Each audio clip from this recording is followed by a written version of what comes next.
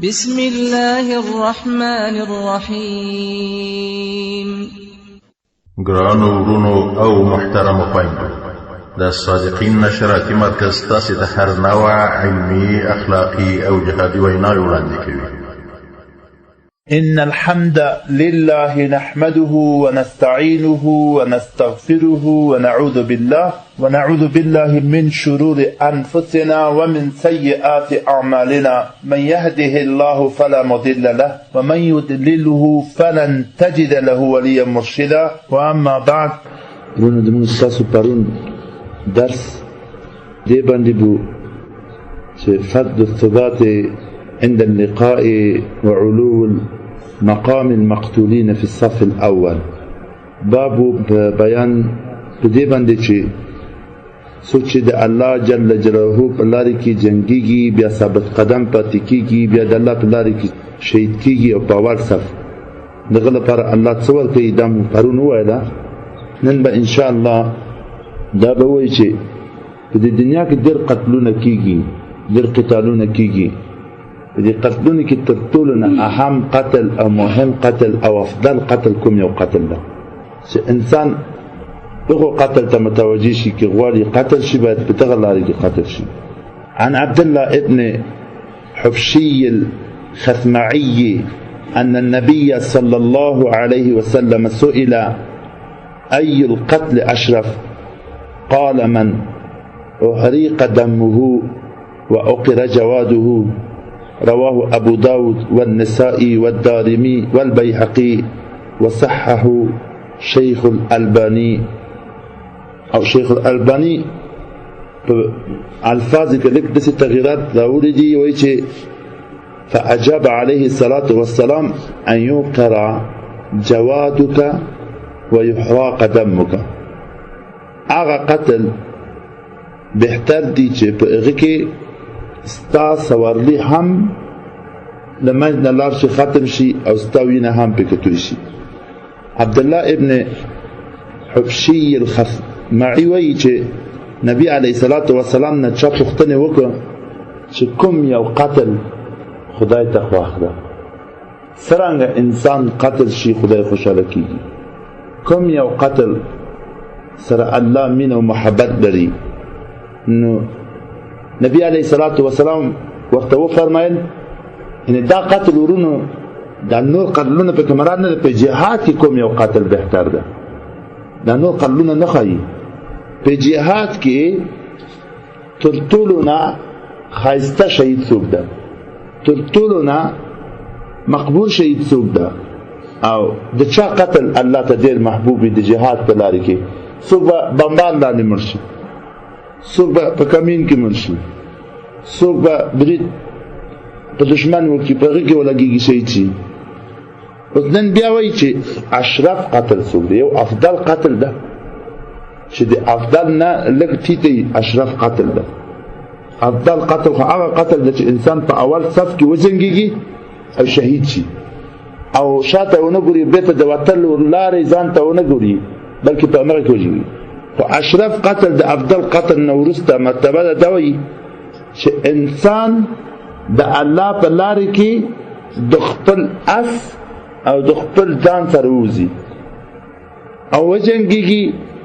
چې د دې اس هم شهید شي او د خپل هم شهید شي.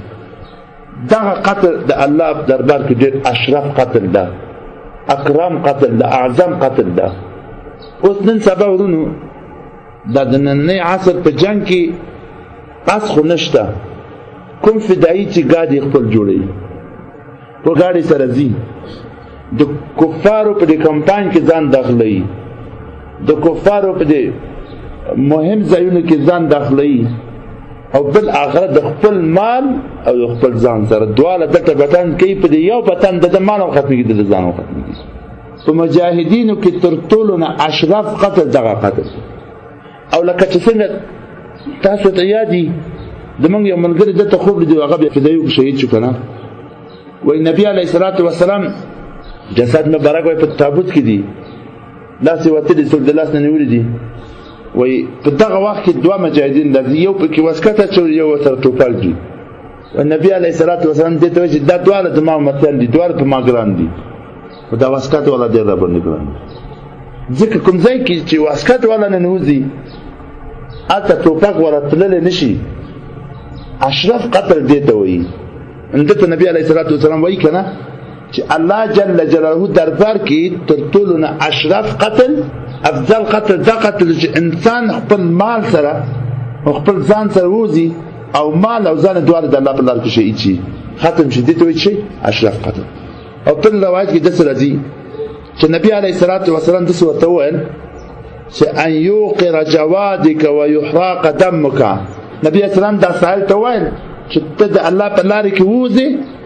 ستا مال او ستا ځان دواړه ختم شي، دغه اشرف قتل ده. دا کوم قتل ده چې دا قتل نوم اخلي ورونه، دا قتل نه مراد دا چې یو څوک د شخصي دشمنی په قتل کوي، یو تلبوري قتل له، یو د پهلوان پتی قتل نه. په جهاد کې کوم قتل بهتر ده؟ څوک بمبار لاندې مړ کېږي، څوک یو رقم، څوک کمین کې، ټول الله ته محبوب دي او الله ته منظور دي. خو اشرف په دوی کې هغه بنده ده چې د الله په لارې کې وجنګېږي، مال یې له منځ نه لاړ شي، خپله مال یې ختم شي، خپله شهید شي، دې ته اشرف قتل وي. د دې حدیث نه معلومي کی څوک غواړي چې د خپل جسد با عزت کی، څه شي کی او خپل جسد با قیمت کی، هغه لپاره خای چې د الله په لارې کې وجنګيږي تر څو شهید شي چې د الله په دربار کې با عزت شي. شرف القتل فی سبیل الله. یو انسان په کور کې مرشي، یو انسان په کلی کې چې جنگ شي ولګي، ځاني او غیرت کې چې بس د ځواني ما بس ولګي قتل شي. خود دغه حدیث تحریص په دې کوي چې څوک غواړي چې د قتل با عزت قتل وي او د قتل د الله په دربار کې مقبول قتل وي، نو غل په داخلي د الله په لارې کې وجنګيږي تر څو شهید شي، تر څو د قتل شرافت او عزت پیدا کړي. او بل فائدہ د حدیث و اداده چې څوک د الله په لارې کې، پرونه موږ تاسو وایو چې جهاد کې چې کوم مجاهدین شهید کیږي دغوی فضائل دغوی در مشقات پورې دي. او دا حدیث کې وایي ان مجاهدین ټول چې کله د الله په لارې کې وځي جنگيږي ولګيږي شهید ده، خو دا شهیدان یو مرتبه او یو مقام نه لري ورونو. دا شهیدان په جنت کې دی او بل نه ډېر زیات غټ مقام او مرتبه لري. نو هغه مجاهد چې د الله په لارې کې وځي جنگيږي او په دې خپل جهاد کې د نورو مجاهدینو نه سخت تکلیف ویني. لکه ګوره نن سبا په کوم ولایتونو کې چې کفار ډېر زیات تسلط لري او ډېر استخبارات زیات دي او په هغو ولایتونو کې کار کول ډېر سخت دي، که څوک په دغه ولایت کې د کفارو په مقابل جنګيږي، د دوی د منسوبین، د دوی د ټکنالوژي نه یا د دوی د نظام او قوت نه نه ویریږي، باوجود د دې چې دوی قوي دي، بیا هم د الله په توکل دغه لارې ته وځي او د الله د اعلا د کلمې د اوچتوالي په خاطر دا جنګيږي. که دغه انسان په داسې سختو ولایتونو کې نسبت د هغو ولایتونو کې چې مجاهد آرام ګرځېدلی شي، ټوپک سره ګرځېدلی شي، کمین ښایسته وهلی شي، بېرته ښایسته کور ته راتلی شي، نسبتا مشکلات کم ده. چې څوک په دغه ولایتونو جهاد پیل کوي او جهاد شروع کوي، په دغه ولایتونو لګېږي، شهید کېږي، د ده شهادت نسبت د مجاهدینو د شهادت نه بهتره ده چې په کوم امن ولایت کې جنګېږي. د کفارو سخت معلوم ده، د مجاهدینو سخت معلوم، ټول شهیدان دي. خو دلته وایي د هر چا شهادت د هغوی تر مشقته پورې دي. هر څومره چې انسان په خپل عملیات کې تکلیف ډېر زیات وویني، مشقت ډېر زیات وویني، هماغومره د هغه په استشهادي کې او د هغه په عملیات کې اثر زیات وي او هماغومره د دې د شهادت د الله په دربار کې د نور شهیدانو نه ډېر درجه لري. او بل فضیلت د دې دا ده ورونو، قد يكون الثواب على قدر المشقة، التحريض على طلب الشهادة والحفظ على مراتب العالية. د دې حدیث نه دا معلومیږي چې مجاهد باید همیشه د علماو له خوا نه تېز شي. چې مجاهد کله ځان غواړي شهید کی، د مجاهد لپاره باید علما داسې ترجیح او داسې لاره ورته وښایي چې په کوم کې دا خو هسې وتلي دي چې زه ځان شهیدوم، نو چې ځان شهیدوم د ځان نه تېر یم، باید دا علما ته تحریص کړي د هغو نه چې سخت ځای نه وي په هغه سخت ځای کې د استشهادي وکړي. چې په هغه سخت ځای کې دوی مشقت ویني، تکلیف ویني، زجر ویني، بیا دغه وروسته شهید شي. دغه شهادت په مراتب بهتر دي د هغه چا نه چې ډېر په آرام او په قلاره د کفارو سره زنګي بیا لګېږي شهید دي. او بل وایي د دې نه دا معلومیږي چې انسان کله د الله په لارې کې وځي جهاد ته، په دې لارې کې تکلیفونه، کلاونه، مشکلات، زجر ډېر زیات موجود دي. د دغه تکلیفونو، مشکلاتو، زجرونو په مقابل چې څوک صبر کوي او ثبات کوي او د الله نه ویریږي، د جهاد نه مخ نه اړوي، نو چې کله امریکایان، مرتدین، منافقین، منصوبې ډېر جوړ کړو، پلانونه ډېر جوړ کړو، جواسیس ډېر پکې پیدا کړو، دا وایي چې خدایه که هر څومره وشم زه درته یم انا لله و انا الیه راجعون. موږ د خدای مو خدای ته ورتګ ده. نو که بندي کېږم ستا په دربار کې زما مقام پورته کېږي،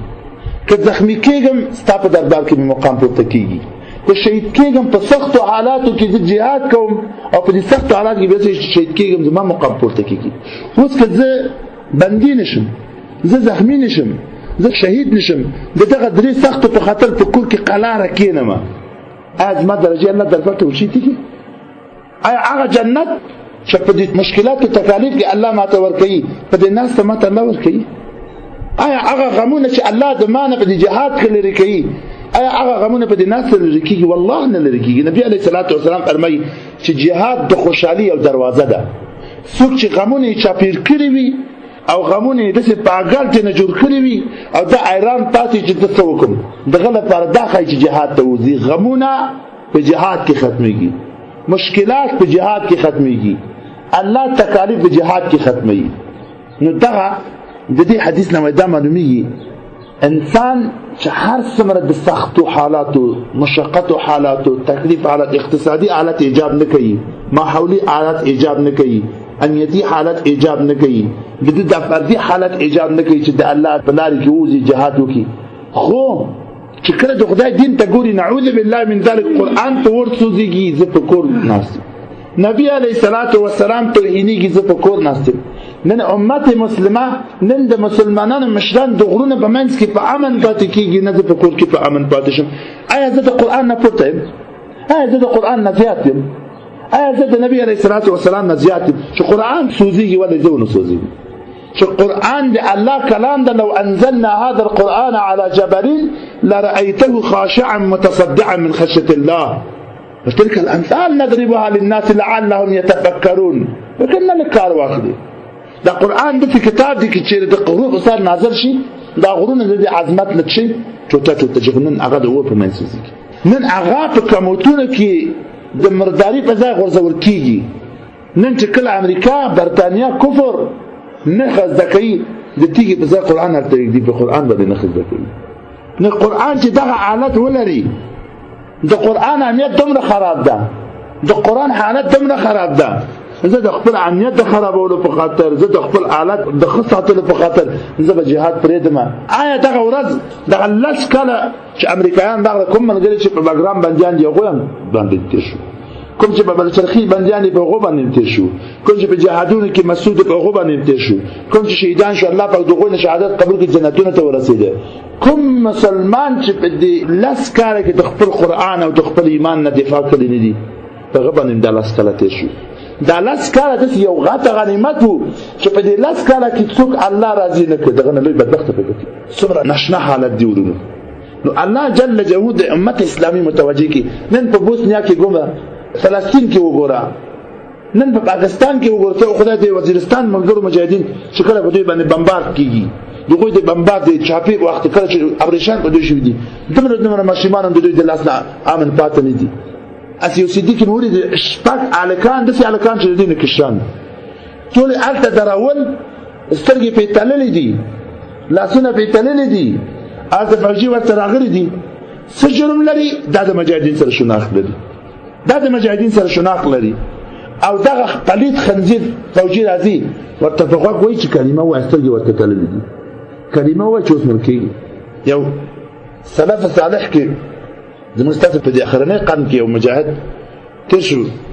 چې کله وایي دا په دار کول، وایي هغه سړی راغله ورته چې کلمه وایي چې اوس په دار کېږي. بغیرته زه د دې کلمې په خاطر په دار خېژول کېږم، ته ما ته کلمه ښایي، ته خپل ځان ته کلمه ووایه. نن دغه پلیت خنزیر فوجي راځي دغه مجاهد ته وایي دغه هلکانو ته په خدای له اکثریت بالغ شوي دي وایي کلمه ووایه د بېچارګان لاسونه داسې ورته تللي دي او سترګې ورته بند کړي دي او ټوپک ورته نیولي دي ډزه هر یو یې په ځمکې غورځېږي فما لكم لا تقاتلون في سبيل الله والمستضعفين من الرجال والنساء والرجال يقولون ربنا أخرجنا من هذه القرية الظالم أهلها واجعل لنا من لدنك وليا واجعل لنا من لدنك نصيرا الله ويبغى تتركوا قلت نجيجي معشوم استاب مغزر بكيجي خذ استاب مغزر بكيجي قرآن استاب مغزر بكيجي قرآن تسترګ ویني چې په ور غورځول کیږي قرآن تسترګ ویني چې په مردار زوینو کې غورځول کیږي تر کومه پورې ستا غیرت کله جګیږي ته به کله ځان د خدای ته قربان کې آیا نه مړ کیږي والله بالله زه ته قسم خورم چې د مجاهد نه خوشاله انسان په دې ځمکه په سر کې څوک نشته نو د دې په خاطر ورونو دلته امام قرطبي صاحب وایي وقال الطيبي رحمه الله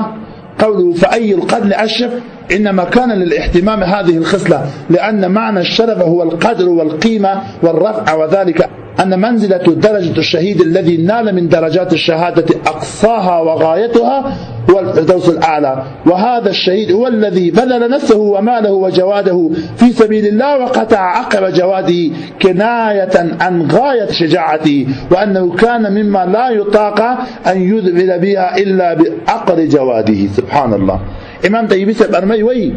چې دلته پښتنه د دین وګ چې کوم قاتل اشرف ده وای دا د دې له خاطر پښتنه وګ چې دا مجاهد چې کوم وو د الله په لار کې وتلی وو دا غوښتل چې د شهادت هغه خاصه مقامونه باندې ځان پوکي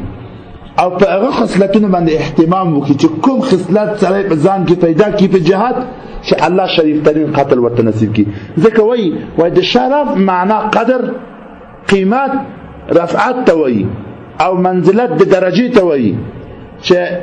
دغه منزلت درجات د یو شهید هغه اقصا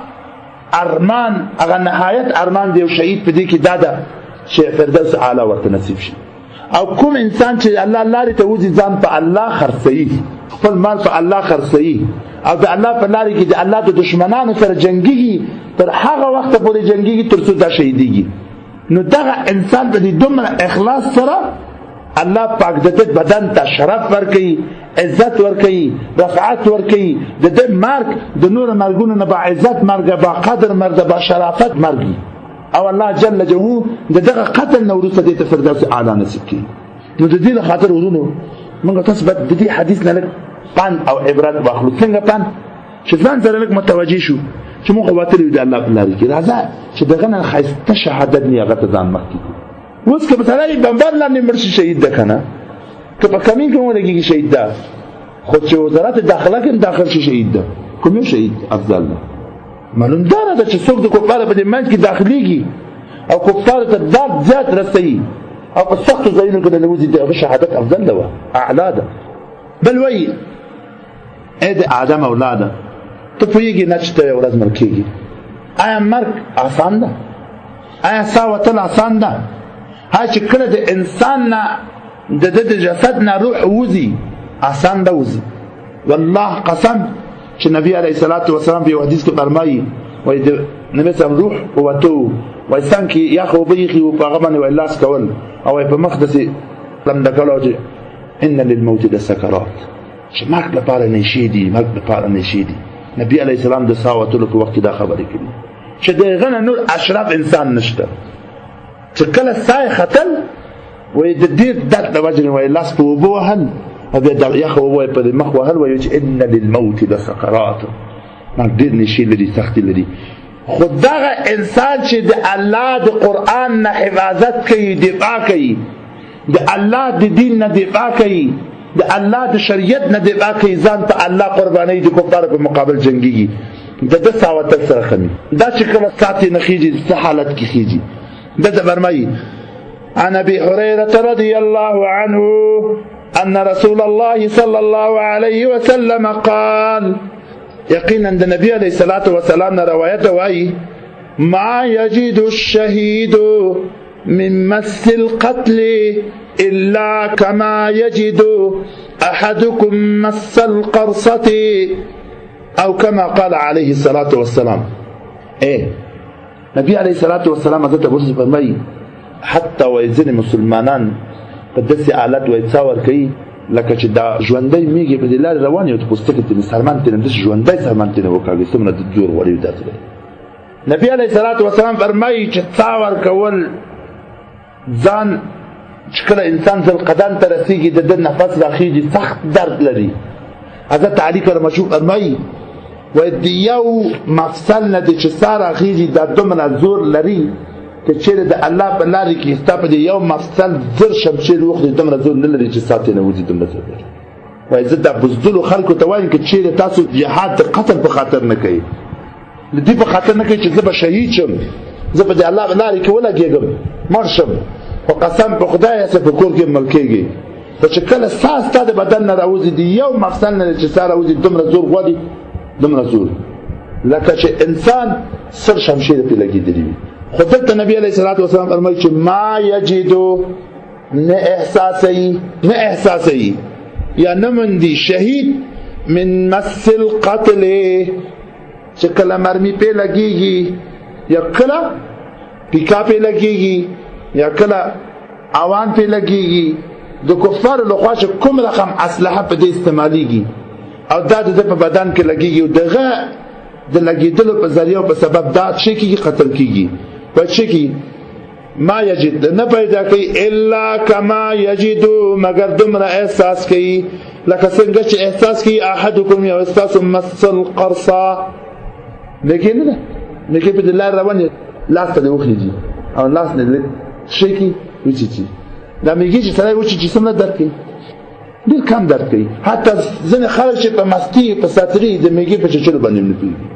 شهید چې وای کله په کروزو لګيږي کله په پیکاو لګيږي کله په ارڅو لګيږي د درد احساس نه کوي د درد احساس دومره لکه سره میږي چې وسو مرمي په تا ولګيږي او درد لکه د میږي په چچلو بشي او دا صحیح حدیث ده یو حدیث ده چې ډېر احادیث د نبی اسلام نه دا ثابت ده چې شهید د زنکدن د سختی نه په امن ده هغه ست خصال د شهادت په باره کې چې راغلي دي هغه کې دا ذکر ده چې شهید د زنکدن په وخت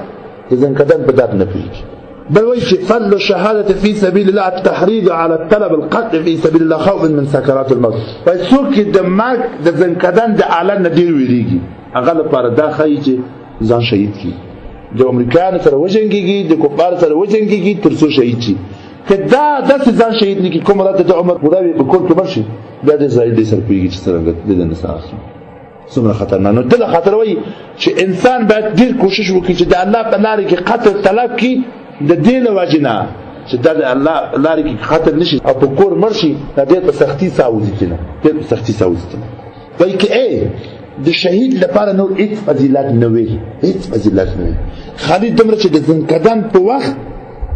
دغه انسان د زنکدن سختي په خلاصيږي هم دغه فضیلت کفایت کوي هم دغه فضیلت کفایت کوي ورونو ډېر سخت ده ډېر سخت خطرناک حالت چې هیڅ شهادت نور فضیلت ونه لري لا یو سړی لاس ونیسي داسې قات کې مات کې څومره زور غواړي د بدن نه د روح چې راوځي ډېر په سختي راوځي دغه سختي که کوم مړی ژوندی شي او ته ترې پوښتنه وکړې په احادیث داسې ثابت ده چې تر ټولو نه سخت حالت مسلمان والنازعات غرقا والناشطات نشطا الله قسم خوړلی دي په دغه ملائکو باندې چې د کفارو د فساقو د فجارو روح په سختي د دوی د بدن نه راباسي چې چیغې ته نه وځي او فاسق څوک ته وایي اوس دې ته ښه تاسو متوجه شئ نن سبا زمونږ ستاسو قرآن چې مؤمن بهي وپې که نه قرآن مونږ په ایمان راوړي دي جهاد د دې له خاطر فرض ده چې موږ د خپل قرآن نه دفاع عجیب نه ده مسلمانه که ته هر څومره باعزته شي که ستا مور ستا خور د امریکایانو په لاس کې وپې لوبې وکړي تا ته څوک عزتمن وایي د تا نه بېغیرته نه شي بیا په خپل ژوند کې احساس د عزت وکړي چې ستا مور ستا خور د امریکایانو په لاس نن انما المؤمنون اخوه مؤمنان د یو بل سره شي ورونه دي نن تاسو په دې رادیوګانې اورئ چې د اسامه خزا د اسامه اولاد د انګلیس د بچیانو سره بندي دي او حاضر دي چې امریکایانو ته تسلیم کړي نن تاسو لک متوجه شئ دکتور عافیه صدیقیه خزا و د پاکستان نه ده دکتور و تحصیلات عالی کړي وو خو د یو مجاهد خزا ده امریکا د دې نه ویریږي چې دا داسې نه چې اتم وښایي مجاهدینو ته دومره په علمیت کې پورته ده. دا نن تقریبا شپږ اووه کاله کېږي چې د امریکا په بندیخانه کې بندي ده، په بګرام کې، په ګونتناما کې. ملګري چې راغلي دي وایي هغه موږ لیدلي دي په خپله سترګه. ښځه بندي ده، ښځه تعذیبېږي. د وهلو په وخت چې کله شلاق وهي ورته، دا بېچاره چې کله درد پیدا شي لاس یو خواته خپې بل خواته، دا بېسدته کېږي نه. دا د چا ښځه، دا د چا ناموس ده، دا د چا عزت ده، دا د څه په خاطر داسې شوي دي؟ دا د کلمې په خاطر داسې شوي. موږ نن د عزت احساس څنګه وکړو چې قرآن د اور په منځ کې سوځېږي؟ ولې سوځېږي؟ دله خاطر چې کفار دنیا ته ښایي چې ګوره قرآن نن داسې حامد نه لري چې د خپل کتاب نه دفاع وکړي، ځکه په اور یې سوځوي. کفار د مسلمانانو ایمان او غیرت معلوموي. او زه درته دا وایم چې دا ټوله دنیا د قرآن په حق بې غیرته شي، قرآن ته الله کافي ده. انا نحن نزلنا الذکر وانا له لحافظون. الله په یو سکند په یو لحظه کولی شي چې دا ټول عالم کفر بل مخ کړي. خو چې دا موږ قرآن نشو په سترګه وهو، په سینه ذکرږو، مړه شي بس خیراتونه او خیرونه ورته شروع کړو. ولې قرآن سره مینه ده، خو دا مینه خو اوس معلوم کړه. څنګه ستا قرآن سره مینه چې ستا په مینه باندې هلته ملنډې وهل کېږي. ته خدای ورونو ستاسو وګورئ، ستاسو یو ګمنځ په دې کمود کې وغورځېږي، نور څوک اخله بیا په هغه باندې سر ګمنځوي؟ ګمنځوي څوک؟ چې ستا د جیب نه پیسې په کمود کې وغورځي، نور د هغه څوک اخلي په جیب کې وایي مردار ده، نجس ده. دومره مردار ځای ده، نجس ځای ده. نن په هماغه مردار او نجس ځای کې قرآن غورځوي، په قصد یې غورځوي، د غلو سره یې غورځوي. دا ولې غورځوي؟ دا دې له خاطره غورځوي چې مسلمان غیمت او غیرت معلوم کړي. نو دې له خاطره نبي علیه الصلاة والسلام مسلمانه که ته د دې نه خاطره د قرآن نه دفاع نه کوي چې امریکایان سړی نشي واژني، د وژلو نه مه یېرېږه. چې کله خالي درته توره پورته کړي، خالي ستا په دې بدن کې ولګي، نور ته په ځان نه پوهېږي. د دې سلفو نه یو قصه راځي، وایي درې وروڼه وو، وایي دا رومیانو سره چې جنګ کول، په دې جنګ کې وایي دوی دومره بهادر خلک وو چې کوم جنګ ته داخلېده نو بیا هغه جنګ شکست کول. وایي یو جنګ کې مسلمانان ټول سره ناست وو، جنګېده وایي دوی ناست وو. بالاخره ډېر مسلمانان شهیدان شو. وایي دا یو بل ورور ورته وایي چې جګ شه کنه څه ته ناست یې؟ وایي دا درې چې څنګه جګ شو په جهاد پیر کړ، دا درې والا وایي ژوندی اسیر ونیول شو. دا درې والا ژوندی اسیر چې کله ونیول شو، د اسارت نه وروسته ورونو وایي دا باچا راغی، دوی وغوښت چې تاسو د خپل دین نه واولئ. ورونو د مس او قتل اوس تاسو په خوند پوهېږئ چې څه ته وایي. وایي دوی وایي چې موږ نه ګرځو د خپل دین نه. وایي دیګې راوړل، د تیلو نه یې ډک او ور لاندې که خود جوړ شي. وایي دا یو وخت وایي د خپل دین نه اوړي. وایي نه، وایي داسې ونیول په دې دیګې کې واچول، دومره ور ګرم و او دا تیل دومره ګرم شو چې هډوکي د غوښې نه جدا شو. وایي دا بل راوغوښت، دا بل یې واچول. دا درېیم چې واړه وایي دا اچولی په سره راغی، وایي دا ما اچوه پرېږده د کلي شي وګرځي. وایي د ده د دین علول زما وظیفه. وایي څنګه؟ وایي په دې مصر کې تر ټولو نه ښایسته حسن په مصر کې ده، او بیا په مصر کې تر ټولو نه ښایسته حسن زما د لورګانې دي. زه به یو لور خپل د ده په خدمت کوم، د هغه لور په ذریعه زه به دا د دین نه واړم. وایي سیده، وایي ما ته وخت ورکړه 40 ورځې. وایي دا راوړه په کوټه کې بندي کړم، همدا نو ذکر و عبادت و تلاوت ته متوجه شو، الله ته متوجه شو. په دغه وخت کې وایي دا خپل لور ته وایي چې لورجانه دا مې دې له خاطره راوړي چې دا د دین نه واړوه، خلاص ځان ښه ورته سینګار که برابر که داخل شه ورته په اتاق کې. او چې په هر رقم کېږي دا یې مجبور کړه چې د خپل دین پرېږدي، عیسوي شي. د ده لور وایي راغله، د اتاق ته ننوتل، ډېر په بد حالت، دا هلک هېڅ ورته نه ګوري، خپل اذکارو ته متوجه ده، تلاواتو ته متوجه ده او مونځ کوي. وایي 3-4 ورځې وایي دا د سره تېر کړه دلته. په دې 3-4 ورځې کې دا هلک وایي خالي دا ښځې ته ونه کتل. ورونو دا 3-4 ورځې دا ښځه چې راغله چې دا د دین نه واړی، چې د دې دا تقوا ته، د ده دا ویرې ته، د ده دا عبادت ته وکتل. وایي راغله ورته چې ای د خدای ولي ته خو لږ ما ته وګوره. وایي دا نه کتل. ورته چې ګوره زه مسلمانه شوی یم، ته ما ته وګوره، زه تا سره مشوره کول غواړم. دا ورته وکتل څه وایي؟ وایي زه مسلمانه شوی یم، څنګه چل ده، څه وکړو، زه د دې ځای نه دې باسمه. وایي صحیح ده. پلار یې راغلو،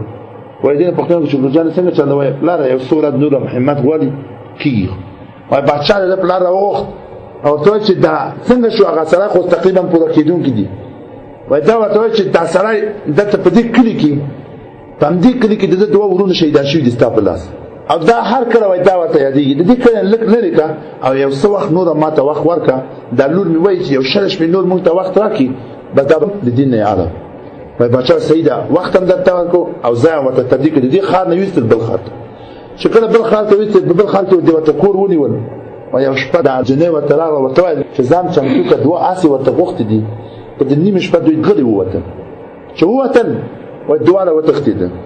هله روان یو وخت وایي د لارې کې روان یو شپه ده د شپه منزل کوو او ورځ چې ځان غلی کوو شپه ده روان یو چې موږ د شا له خوا نه د اس طرفارې راځي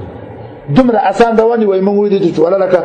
چې فوجیان راغله موږ پسې وایي دا هلک چې شاته وکتل چې فوجیان دي په دې کې هغه دوه ورونه دي شهیدان شوي دي دا وایي په دغه کې دي وایي دې ته چې ودرېږه مه تغته او ورته دا وویل چې دا څنګه خپل ورور ته وکتل زه ورته چې ورور جانه چې کله زه هلته ولاړم چې په هغه ګرمه تېل کې ونیول او دا هلته واچول په دغه وخت کې وایي زما په زړه کې داسې یو غټ ارمان دا شو چې تا ته به څومره درد مېلاو شوي وي وایي په خدای قسم وایي مونږ دومره پوه شو چې دوی د مونږ د لاسونه ونیول چې دا دیګ ته نږدې کړو مونږ پوه نه شو چې سترګې هم خلاص کړو جنت الفردوس کې ګرځېدو مونږ بلکل پوه شوي نه یو البته دنیا ونه ته دا معلومېږي چې د دوی غوښه ټوټه شو هډوکي جدا شو دا به څومره درد احساس کوي وایي زمونږ نه خو داسې بېغمه اوسېږي چې څنګه مونږ وغورځېدو نور په ځان پوه نه یو یو وخته به سترګې خلاص کړو جنت الفردوس کې ګورو خو پام وکړه چې دغه ښځه چې در سره ګرځي د ده سره به نکاح کوي ده سره بېوفایي ونه کړي وایي دوی ورته به نکاح وتل شهدا او ارواح ورته راغلي پوه شو ورونو نو نبي علیه الصلاة والسلام فرمایي چې شهید نه احساسوي د قتل درد مګر دومره چې انسان میږي وچې چې څومره درد کوي دومره درد او که شهید نشي څرنګه کوي باور وکړئ قتل یهودي شینواري 3 میاشتې هندوستان هسپتال کې وایي ساه ورکول ساتل نه نښید 3 میاشتې او داسې سخت حالات و چې د دوزخ نه سخت و بالاخره په دې مردار حالت مردار شو لاړ خپل کار هغه خونمیر ملا چې په دې ځوان ورته ورغله او کار یې وکړ و یو ورځ 2 ورځې په هسپتال کې بندي سای نه ختل په قصد الله پاک د دوی ساه د دوی په بدن بند کوي چې ښه زور وویني چې خبره څه ده په دې دنیا کې خلک ته دښمن بیان نو ورونو دا د شهادت فضیلت د شهادت مقام د شهادت مرتبه نو الله پاک مونږ تاسو ته خالصه شهادت نصیب کړي او الله پاک زمونږ په دزلونه کې د شهادت مینه پیدا کړي د شهادت جذبه پیدا کړي او الله پاک مونږ تاسو توفیق د دې ورکړي چې په داسې ځایونو کې مونږ jihad وکړو چې په هغه ځای کې اصل jihad هم کولای نشي او په داسې مهم ځایونو کې مونږ کفار ته داخل شو چې هلته ورتګ سخت وي jihad سخت وي عملیات سخت وي شهادت خوندور الله په داسې کار د مونږ نه واخلي سبحانك اللهم وبحمدك نشهد أن لا إله إلا أنت نستغفرك اللهم